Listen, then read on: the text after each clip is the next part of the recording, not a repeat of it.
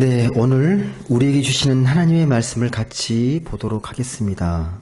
말씀은 마가복음 9장 30절부터 37절까지 있는 말씀입니다. 마가복음 9장 30절부터 37절까지의 말씀을 같이 보도록 하겠습니다.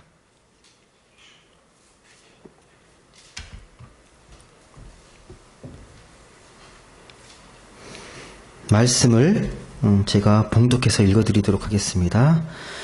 그곳을 떠나 갈릴리 가운데로 지날새 예수께서 아무에게도 알리고자 아니하시니 이는 제자들을 가르치시며 또 인자가 사람들의 손에 넘겨져 죽임을 당하고 죽은 지 3일 만에 살아나리라는 것을 말씀하셨기 때문이더라. 그러나 제자들은 이 말씀을 깨닫지 못하고 묻기도 두려워하더라. 가버나움에 이르러 집에 계실새 제자들에게 물으시되 너희가 길에서 서로 토론한 것이 무엇이냐 하시되 그들이 잠잠하니 이는 길에서 서로 누가 크냐 하고 쟁론하였음이라. 예수께서 앉으사 12 제자를 불러서 이르시되 누구든지 첫째가 되고자 하면 뭇사람의 끝이 되며 뭇사람을 섬기는 자가 되어야 하리라 하시고 어린 아이 하나를 데려다가 그들 가운데 세우시고 안으시며 제자들에게 이르시되 누구든지 내 이름으로 이런 어린 아이 하나를 영접하면 곧 나를 영접함이요 누구든지 나를 영접하면 나를 영접함이 아니요 나를 보내신 이를 영접함이니라. 아멘. 네, 오늘은 사소하고 이 작은 것의 소중함이라는 제목으로 같이 말씀을 나누도록 하겠습니다. 우리가 기도할 때도 잠깐 제가 말씀드렸지만 우리가 지금 처해 있는 환경이 참 어떻게 보면 인간적으로는 열악한 환경인데요. 그래도 우리가 하나님께 은혜를 구하고 영적으로 우리가 하나님께 집중할 수 있는 그런 마음으로 예배를 잘 드리고 또 하나님과 더욱 가까이 나아가는 그런 시간이 되셨으면 좋겠습니다. 네. 아이들이 유치원에 가면요, 배꼽 인사를 합니다. 배꼽 인사를 배우거든요. 배꼽 인사는 이 폴더처럼 허리를 굽혀서 하는 인사인데, 이게 허리까지 굽혀서 하는 인사를 보면 대단히 겸손해 보입니다. 예. 근데, 유치원 아이처럼 이렇게 늘 누구를 만나든 간에 허리를 굽혀서 이렇게 배꼽 인사, 폴더 인사 하시는 분이 계십니다. 그런 분을 보면 참 겸손해 보입니다. 근데 여러분, 이렇게 늘상 누구를 만나든 간에 이렇게 정성을 다해서 인사하는 것, 배꼽 인사하는 것 쉽지 않습니다. 제가 여러분께 배꼽 인사를 하라고 말씀드리려는 게 아니라 겸손에 대해서 말씀을 하는 겁니다. 여러분은 살아가시면서 겸손히 사는 것, 이 겸손하게 살아가는 게 쉬우신가요? 아니면 어려우신가요? 겸손하게 살아가는 것. 누구를 대하든 겸손하게 이렇게 공손하게 대하면서 살아가는 게 쉬우십니까? 우리가 말로는 이해하고 그렇게 살아야 한다라고 하지만 말처럼 겸손히 섬기는 자세로 살아가는 것 쉽지 않습니다. 왜냐하면 사람은 본성적으로 이 자기를 높이는 방식으로 이 자기 존재감을 확인하기 때문에 그렇습니다. 세상 돌아가는 풍경을 잘 보시면요, 모두가 안간힘을 다해서요, 할 수만 있다면 지금보다 좀 더 높은 자리에 오르려고 했습니다. 지금보다 좀 더 낮은 자리. 능력이 안 돼서 포기할 뿐이지 마음속으로 누구나가 이 기회만 있으면, 기회만 주어지면, 네가 좀만 능력이 되면 무조건 높은 자리에 오르려고 합니다. 그 자리를 차지하려고 합니다. 능력이 안 돼도요, 그런 기회가 주어지면 어떻게든 오르려고 합니다. 예를 들어서요, 학교에 이제 선생님들이 많잖아요. 선생님들의 꿈은 더 높은 자리, 이왕이면 교장까지 오르고 싶어 할 겁니다. 높은 자리에. 근데 만약에 이 교장으로 이게 승진해도 오히려 그 월급을 적게 받고 일은 더 많아지고 오히려 교사들을 더 겸손히 섬겨야 하는 일이라고 그렇게 생각한다면 그 자리에 오르려고 할까요? 그런 자리라면? 그러니까 오히려 경제적인 보상은 줄고 일만 많아지고 더 이로 굳은 일을 더 많이 해야 한다면 그 높은 자리에 오르려고 하겠습니까? 제가 무슨 말씀을 드리려고 하는 거냐면 인격이 고상하다고, 교육을 많이 받았다고, 그리고 가진 게 많다고 겸손한 게 아니라는 사실입니다. 이런 것과 상관없이요, 우리는 본성적으로 섬기기보다 섬김 받고 싶어 합니다. 대접받고 싶어 합니다. 누구나 같은 마음입니다. 이왕이면 어디를 가든 내가 대접받고 싶지, 막 꾸준히라며 섬기고 싶은 것 별로 좋아하지 않습니다. 기독교인이라고 다를까요? 기독교인도 별 다르지 않습니다. 그래서요, 고대 교회 이 위대한 기독교 사상가였던 이 어거스틴은 우리 인간의 죄의 본질을 교만이라고 했습니다. 교만, 휘브리스, 교만이라고 말을 했습니다. 겸손하지 못한 것.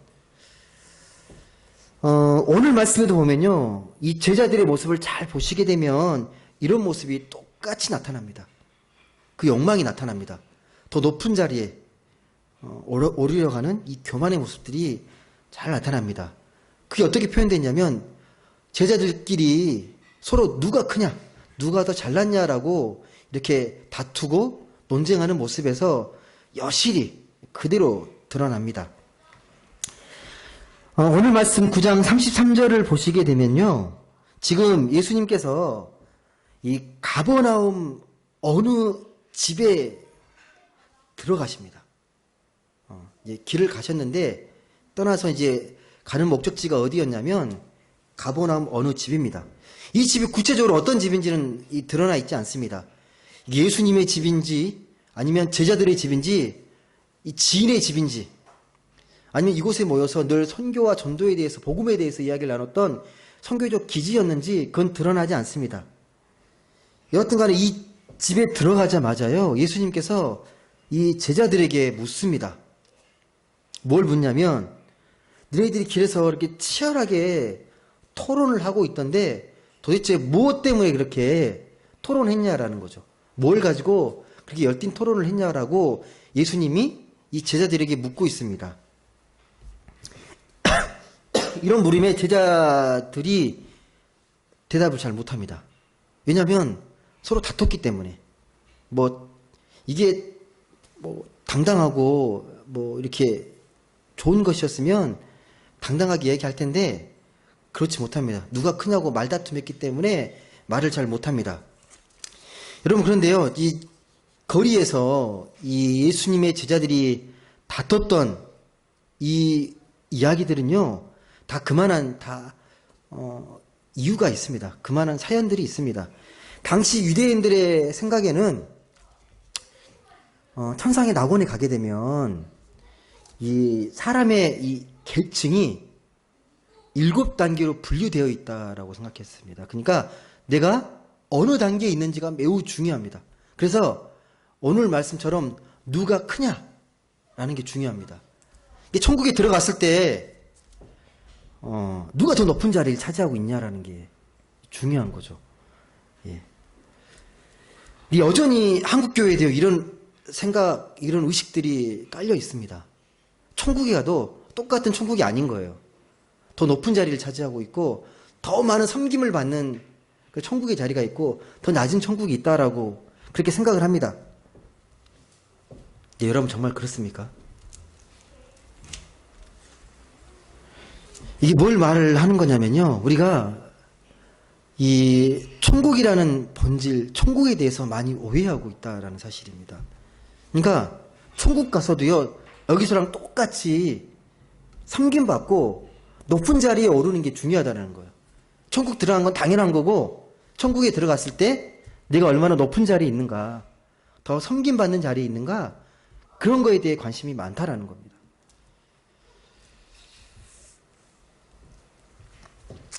그 뒤에 말씀 보시면요, 마가복음 10장 35절 이후로 보게 되면 그 말씀에도 똑같은 상황이 나옵니다. 거기서 제자들이 다투게 되는데, 여기서는요, 세베대의 아들 야고보와 요한이 예수님께 청탁하는 장면이 나옵니다.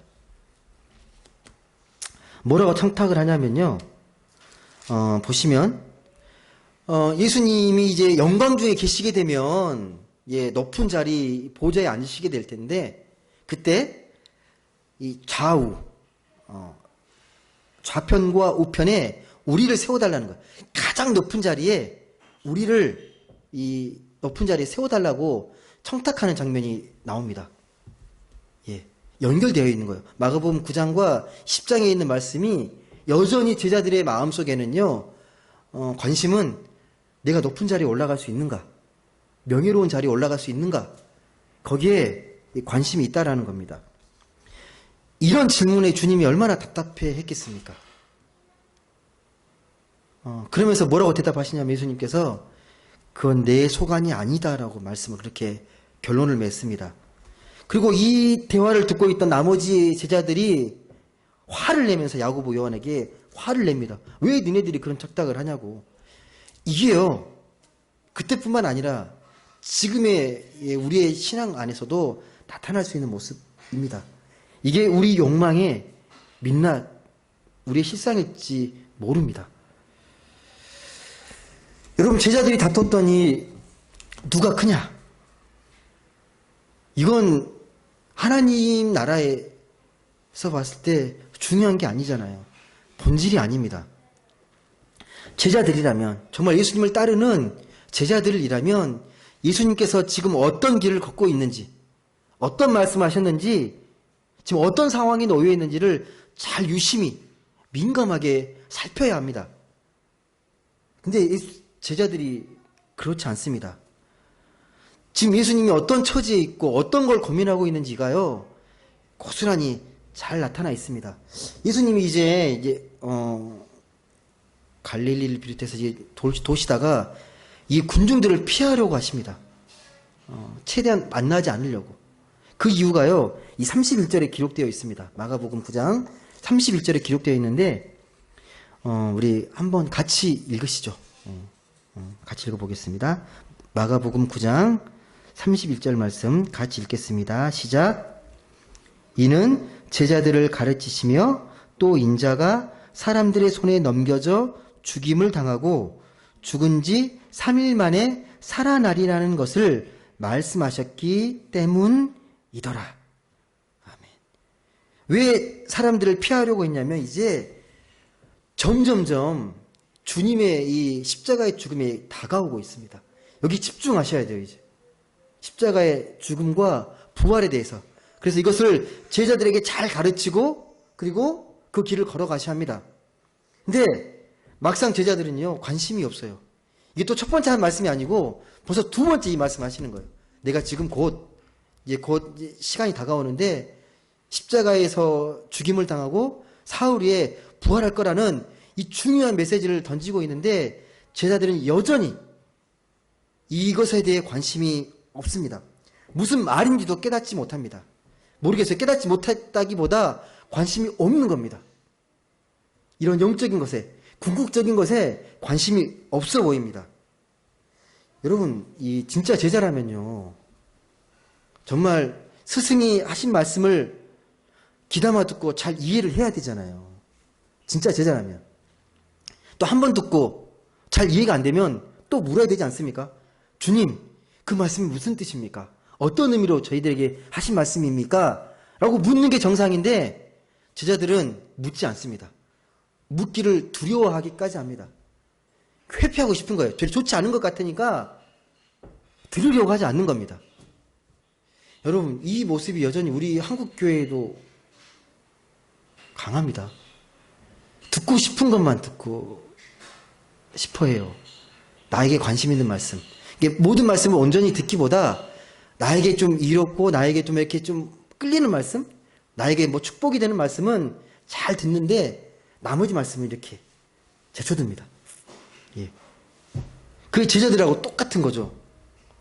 진짜 중요한 말씀은 정작 제쳐두고 내가 어떤 자리에 차지할 수 있는지, 내가 어떤 축복을 받을 수 있는지 거기에만 관심이 있다라는 겁니다. 관심이 없으니까 중요한 건 묻지도 않고 대화 그런 것들 갖고 대화를 나누지 않습니다. 영적인 이 생명에 대해서는요 나누지를 않습니다. 마치 이게 뭐와 똑같았냐면 초등학생이 되게 뭐 눈에 즐거운 것들 뭐 보여지는 걸 좋아하겠지만 이 철학에 관심 없는 것과 같습니다. 이게 삶의 의미나 목적, 내가 어떻게 죽는지, 삶의 가치가 무엇인지 이게 생각하는 게 우리 철학이 다른 게 철학이 아니라 삶의 의미와 가치를 잘 내가 깨닫고 그 정신대로 살아가는 게 우리의 철학인데 마치 초등학생처럼 여전히 눈에 보이는 것에만 관심이 있는 모습이 우리가 될 수 있다라는 사실입니다. 초등학생 때야 그렇다고 하지만 우리가 성장하면 성숙해져야 되잖아요. 더 본질적인 것들, 우리 영적인 성숙을 추구해야 되는데 여전히 어린아이와 같은 모습으로 단지 우리에게 이 말초적인 즐거움과 기쁨을 주는 것만 추구하며 살아간다라면 그건 하나님이 보실 때 온전한 삶이 아니라는 겁니다. 그러니까 여전히 나이는 먹었는데 성인이 되지 않으면요 오늘 말씀의 제자들처럼 곧 주님이 죽게 생겼는데 누가 크냐고 다투는 것과 별반 다르지 않습니다. 예수님께서 35절에서 이 다투는 이 제자들의 모습을 보면서 그렇게 말씀하십니다. 한번 35절 말씀 우리 같이 읽어보겠습니다. 35절 말씀입니다. 시작. 예수께서 앉으사 12제자를 불러서 이르시되 누구든지 첫째가 되고자 하면 무사람의 끝이 되며 무사람을 섬기는 자가 되어야 하리라. 아멘. 이게 무슨 말씀이죠? 그러니까 네가 정말 첫째가 되고 싶고 정말 첫째가 되고 싶으면 섬기는 자가 되라는 거죠. 그래야 존경받는다라는 말씀입니다. 이 말씀 잘 아시죠? 다 이해하시죠? 이 말씀 자체로만 보면요 별로 새로울 게 없어 보입니다. 또 이런 비슷한 말씀을요 성경에서만 한 게 아니라 당시 유대교 랍비나 로마의 사상가들도 비슷한 말씀을 했습니다. 잘 섬기는 자가 존경받을 것이다. 무사람이 될 것이다. 무사람을 섬기는 자, 그러니까 첫째가 될 것이다 라고 비슷한 말씀을 했거든요. 그런데 주님은 맥락이 다릅니다. 그리고 이 말씀을 그런 인간적인 삶의 차원으로 말씀하는 게 아니라 이걸 영적인 차원으로 끌어올려서 하시는 말씀입니다. 본질적으로 이 말씀의 차원이 다릅니다. 한번 보실까요? 이게 어떤 의미로 하신 말씀인지. 이 말씀을 설명하기 위해서요 예수님께서 우리가 교육 보조제를 쓰시거든요. 누굴 쓰냐면 어린아이를 이렇게 앞으로 세웁니다. 그 37절 보시면요 그렇게 하면서 이걸 이해시키기 위해서 어린아이 하나를 데려다가 제자들 앞에 세우시고 아이를 안으시면서 제자들에게 말씀합니다. 그 말씀이 37절에 있는 말씀인데요. 이 말씀을 좀 깊이 새기시면서 한번 읽어보겠습니다. 37절 말씀 같이 읽어보겠습니다. 시작. 누구든지 내 이름으로 이런 어린아이 하나를 영접하면 곧 나를 영접함이요. 누구든지 나를 영접하면 나를 영접함이 아니요 나를 보내신 이를 영접함이라. 아멘. 그러니까 네가 첫째가 되고 싶으면 섬기는 자가 되라고 하는 수준까지는요 누구나 다 아는 수준인데 그걸 온전하게 설명하시기 위해서 어린아이를 예로 듭니다. 어린아이를 영접하는 수준까지 가야 그게 겸손이고 진정으로 섬기는 것이다. 여러분 이 말이 좀 이해되십니까? 어린아이를 영접하는 것? 여러분 지금 어린아이를요, 지금의 어린아이를 보시면 안 돼요. 당시 어린아이는요, 사람 취급 못 받았던 시절입니다. 예. 노예나 여자들처럼 어린아이는요, 그냥 귀찮은 존재예요. 어린 되기 전까지는요, 정말 쓸모없는 존재, 인격적으로 아무 대답을 받지 못한 그런 존재들이 어린아이입니다. 예수님께서 이 어린아이를 데려다가 안아주시면서, 사랑스럽게 안아주시면서 이 아이 하나를 잘 영접하는 게 하나님을 영접하는 것이야 라고 설명하고 있거든요. 이게 가벼운 수준이 아니에요. 이 말을 당시 유대인들이 어떻게 들었을까요? 되게 충격받았을 거예요. 그냥 겸손하게 잘 섬겨라고 말하면 그냥 받아들일 수 있을 텐데 어린아이를 영접하는 수준까지 겸손하라고? 이거 받아들이기 어려워요. 진짜 받아들이기 어렵습니다. 우리는 지금 당연하게 여길 수 있는데 당시에는요, 마치 어떻게 들리냐면 이 말씀이 원수를 사랑하라는 말씀처럼 들릴 수 있어요. 예, 되게 파격적인 말씀입니다. 예. 그래서 이 말씀을 듣고 있는 이 유대인들이, 제자들이 약간 충격을 받을 수 있는 게 어린아이를 섬기는 게 나를 영접하는 거고 나를 영접하는 게 곧 하나님을 영접하는 거다? 마치 어린아이랑 하나님이랑 동급으로 여겨질 정도로 이 신성모독으로 받아들여졌다라는 사실을, 이 말씀을 되게 충격적으로 받아들인 거죠. 여러분, 이 영접이라는 이 단어의 뜻은요, 받아들임인데 어떻게 받아들이냐? 있는 그대로 가감 없이 온전하게 받아들임이 영접입니다. 차별해서 내가 좋은 것만 받아들이는 게 아니라 있는 모습 그대로 안고 받아들이는 것. 이게 가장 낮은 수준에 있는 어린 아이까지도 내가 품고 섬길 수 있는 그런 마음까지 가야 그게 진정 섬기는 것이고 겸손한 것이고 하나님을 사랑하는 것이다라고 우리에게 말씀하고 있는 겁니다. 그러니까 어린아이를 영접하는 그런 수준까지 가야, 가장 낮은 자리의 수준까지 가야 그게 하나님을 영접하는 것이다 라고 주님은 우리에게 말씀하고 있습니다. 여기서 우리 딜레마가 생기죠. 우리의 마음은 어떤데요? 우리의 마음은, 우리의 욕망은요, 높은 자리에 있고 싶고 1등이 되어야 되는데 낮은 자리에 가야 하나님이 경험된다고 하니까 얼마나 마음이 힘들겠습니까? 어렵겠습니까? 마음이 어려워집니다. 높은 자리에 섬김받고 싶은데 어린아이까지 섬기는 수준까지 가야 내가 하나님을 잘 섬기는 거고 영접하는 거야? 되게 마음이 힘들어질 수 있습니다. 여러분, 한번 잘 생각해 보십시오. 높은 자리에 오르면, 여러분들이 만약에 지금보다 훨씬 높은 자리에 오르면 행복하실 것 같습니까? 높은 자리에 이렇게 막 올라가면요. 정말 행복할까요? 물론 좋겠죠. 좋을 수는 있습니다. 좋을 수는 있는데, 높은 자리에 오르면 오를수록 사람들의 시선들이 더 많아집니다. 초미에 관심이 됩니다.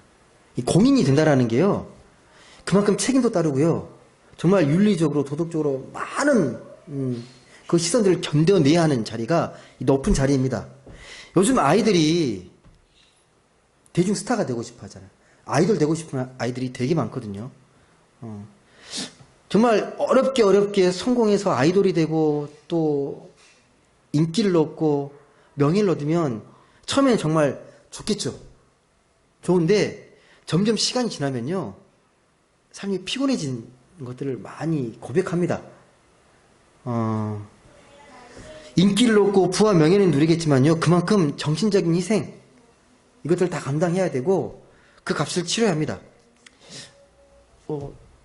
어느 그 노년의 여자 연예인인데요, 갑자기 이름이 생각이 안 나는데 그분이 이런 말씀 하셨거든요. 연예인으로 살아간다는 것, 그리고 인기를 얻고 살아간다는 것은 그만큼 내가 부와 명예를 누리면서 그 인기값을 치르는 거라고 말하는 거예요. 평범한 사람이 아니니까 그런 억울한 일을 당하고 상처를 받고 그런 어려움의 그런 것들을 겪더라도 그걸 치러야 될 값이라고 이야기하더라고요. 높은 자리에 올릴수록 삶이 피곤하고 그것들을 견뎌내야 한다는 거죠. 새벽부터 살인적인 스케줄을 소화해내야 되고 기획사가 만들어 놓은 그 스케줄 다 소화하고 좀 바쁘게 움직이고 가는 곳마다 사람들이 알아봐요. 가는 곳마다 사진 찍자 그러고 사인해달라 그러고 처음에는 좋겠죠. 근데 너무 힘들고 늘 마음의 컨디션이 똑같지 않은데 늘상 밝은 모습으로 이렇게 한다는 게 정말 쉽지 않을 것 같습니다. 또 사적인 삶 프라이버시 다 내려놔야 돼요. 예. 또 인기가 얻으면 얻을수록 안티팬도 진짜 많이 생깁니다. 공격하고요. 이 많은 것들을 견뎌내야 합니다. 그 이효리라는 가수 아시죠? 되게 인기 있는 가수인데 너무 삶이 지치고 사람의 시선이 싫어서 제주도로 이사 갔잖아요. 조용히 살고 싶어서. 그것까지도 사람들이 막 몰려다니니까 또 이사했대요. 예. 그런 삶입니다. 유명한 사람이 되고 우리가 성공하면 돈도 많이 벌고 인기도 얻겠지만요. 정작 이 영혼의 자유는 누리지 못합니다. 영혼의 자유가 없으면 삶의 생명, 충만함도 없습니다. 그래서 여러분 연예인들 중에 공황장애가 진짜 많고요. 연예인들 중에 정신과 치료를 받는 연예인들이 정말 많습니다. 이게 다른 직종에 비해서 특히 인기와 공인의 자리에 있는 사람들의 이 스트레스는 우리가 생각하는 이 상상하는 수준을 훨씬 뛰어넘습니다. 여하튼 여러분 말씀으로 다시 돌아와서요. 어린아이를 영접한다는 건 단순하게 겸손해진다, 겸손히 섬겨야 된다 그 정도의 뜻이 아닙니다. 오늘 말씀의 의미는요. 말씀의 메시지는 우리가 어린아이와 같은 작고 사소하게 보이는 것, 연약해 보이는 것 이런 것들을 가볍게 여기지 않고 소중히 여기는 것, 또 그들을 생명처럼 여기게 될 때 거기에 비로소 우리가 하나님을 경험하고 거기에서 하나님을 느낄 수 있다는 사실입니다. 멀리 있는 게 아니라요.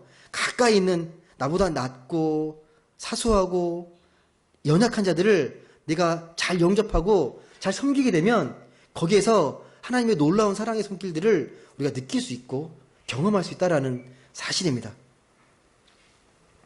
만약 여러분이요, 여러분 주위에, 여러분 지인 중에 유명한 연예인이 있다면 좋을 것 같습니까? 연예인이 지인이에요. 그럼 주변에 사람들이 많이 여러분에게 관심을 가질 거예요. 그 연예인 어떠냐고 막 계속 물어보고 많은 사람들이 관심을 가질 거예요. 근데 반면에 여러분이 만약에 어린아이들을 많이 알아요. 어린아이들과 많이 친해요. 사람들이 관심 있을 것 같아요? 없을 것 같아요? 별 관심 없어요. 예. 똑같은 사람이고 똑같은 생명인데도요. 내가 누구를 아느냐에 따라서 사람들의 관심이 달라집니다. 근데 만약 여러분이 똑같은 시간이 있는데 유명한 사람과의 관계를 보내는 시간하고 어린아이랑 보내는 시간하고 똑같은 시간을 쓴다면 어디에다 더 많은 시간을 쓰겠습니까?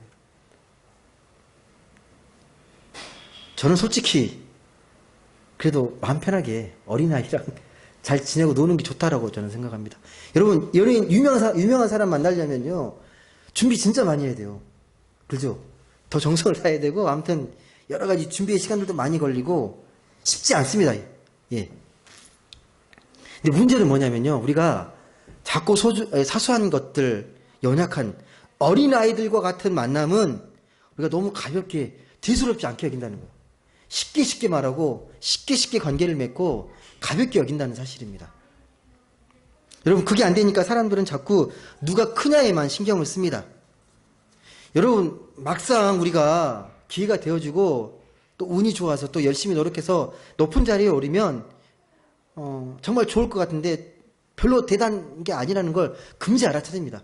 익숙해져요. 사람은요. 어느 자리에 있든 간에 그 자리가 익숙해집니다.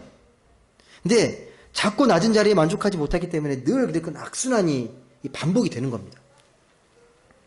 참 여러분 우리가 이 세상과 좀 바르게 또 생명의 관계를 맺기 위해서 우리가 무엇을 어떻게 살아가야겠습니까? 정말 생명의 관계를 잘 맺고 살아가려면 우리가 어떻게 살아가면 되겠습니까? 혹시 여러분 여행 좋아하시나요? 요즘 이 코로나 때문에 여행이 제한돼 있고 해외에도 한참 많이 나가다가 지금 못 나가고 있잖아요. 좀 아쉽긴 하지만 이왕 여유가 되고 기회가 된다면요 세계 곳곳에 나가서 많은 것들을 보고 느끼고 경험하면 정말 좋습니다. 근데 혹시라도 우리가 뭐 그렇게 나갈 형편도 안 되고 그렇게 할 수 없다고 해서요, 그걸로 인해서 너무 뭐 아쉬워하거나 너무 실망할 필요는 없습니다. 왜냐하면요, 우리가 살아가는 이곳도 누군가에게는 가장 아름다운 곳이에요. 정말 누군가에게는 오고 싶어하는 꿈꾸는 곳이 될 수도 있습니다. 우리가 알프스산에서 알프스산을 느끼는 거랑 이 수원에는 어떤 산이, 저 광교산밖에 몰라서 광교산에 오르는 거랑 똑같아요. 하나님의 주신 귀한 자연이기 때문에요. 어떤 안목으로 느끼느냐가 중요하겠죠. 가을에 뭐 비가 이렇게 쭉쭉 내리는데 그걸 하나님 주신 아름다운 손길로 느낀다라면, 아침에 해가 뜨고 달이 지는 것들을 보면서 내 삶을 조용히 반성하고 거기에서 내 자연의 감동과 기쁨을 충분히 누릴 수 있다라면요, 그게 하나님 보시기에 너무 아름다운 삶의 모습입니다. 단지 우리에게 그런 안목이 필요합니다. 일상의 것들을 당연하게 느끼는 게 아니라 하나님의 안목으로 내게 주어진 환경을 아름답고 귀하고 소중하게 바라보는 그 마음이 우리에게 필요합니다. 그래서요, 우리가 그런 마음을 느끼기 위해서라도 오늘 말씀처럼 어린아이 하나, 작은 사람, 연약한 자, 낮은 자리에 있는 사람들, 사소한 작은 것에 우리가 마음을 느끼고 그것에 하나님의 손길을 느껴서 생명 충만함을 느낀다라면 그것처럼 우리에게 소중한 게 어디 있겠습니까? 여러분, 세상은요, 뭐 늘 우리가 이야기하지만 돈이 있어야 행복하다고 이야기합니다. 돈이 있어야만 우리가 문화생활도 즐길 수 있고 여유롭게 살 수 있다라고. 다른 사람을 돕는 일도요, 돈이 있어야 가능하다고 말을 합니다. 틀린 말이 아닙니다. 돈이 실제적으로 우리 삶에 중요하다는 것 부정하기 어렵습니다. 하지만 돈을 삶의 전부로 여기거나 목적으로 받아들이면 많은 문제가 발생하게 됩니다.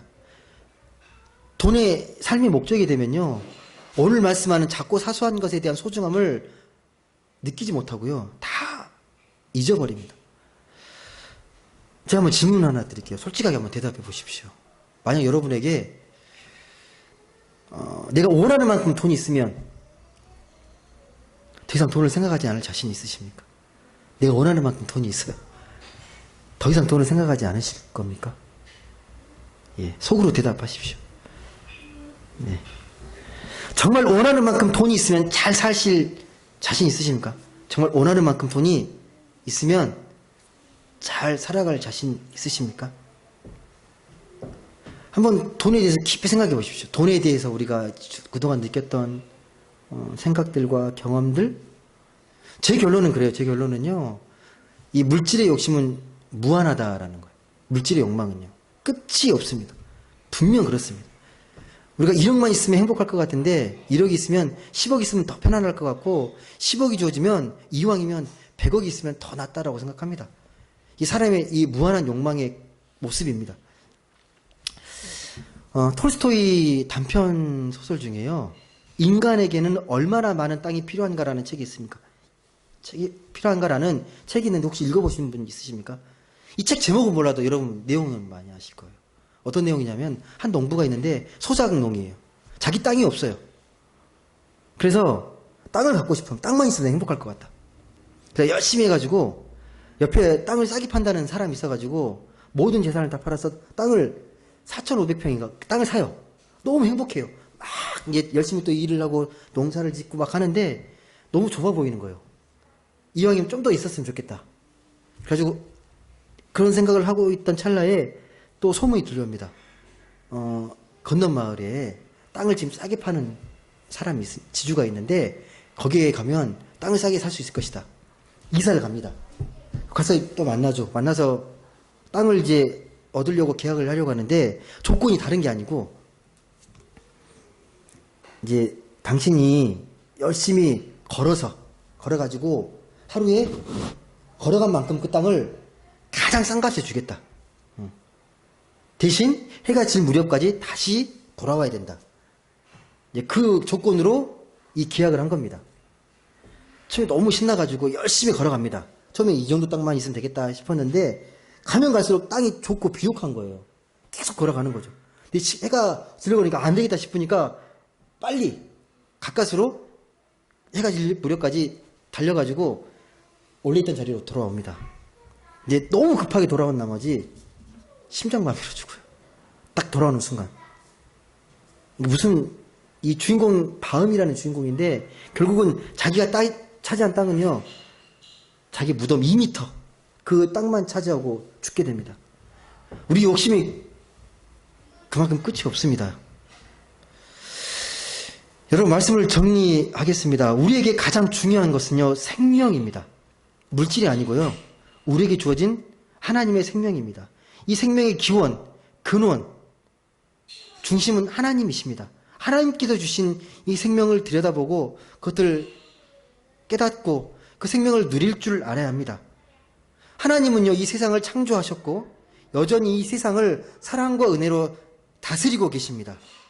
그리고 때가 되면요, 마지막 때가 되면 하나님의 시간이 다 차게 되면 하나님의 이 카이로스의 시간이 차게 되면 하나님 나라는 완성이 됩니다.